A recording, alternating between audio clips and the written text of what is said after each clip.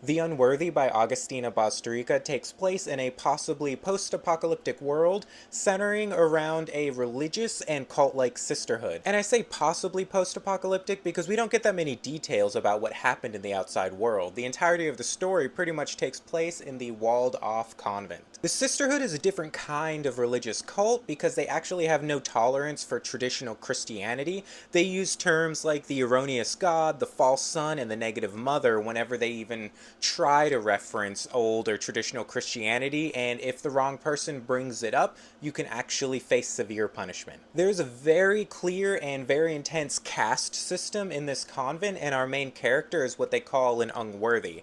And she actually, throughout the story, struggles with wanting to be claimed as a chosen, because if you're chosen, you're closer to God, closer to the holiness, but in order to be a chosen, you actually end up mutilated in some pretty intense way to make you more holy. For example, there's a category of chosen that supposedly can hear voices from the heavens, and in order for them to not be distracted by our earthly surroundings, their eyes are mutilated and gouged out. This book has themes of religious trauma and guilt and shame. A big way they show their repentance is by mutilating themselves as an offering to ask for forgiveness. There are also themes of misogyny because even though this is a sisterhood, they're all women, they are led by a mysterious male godhead who isn't really seen that much in the story, but he's heard, and he gives his commands to the superior sister, who is the highest ranking woman in the convent. This book is creepy and brutal and unforgiving. Our main character at one point meets another woman who she can actually connect with,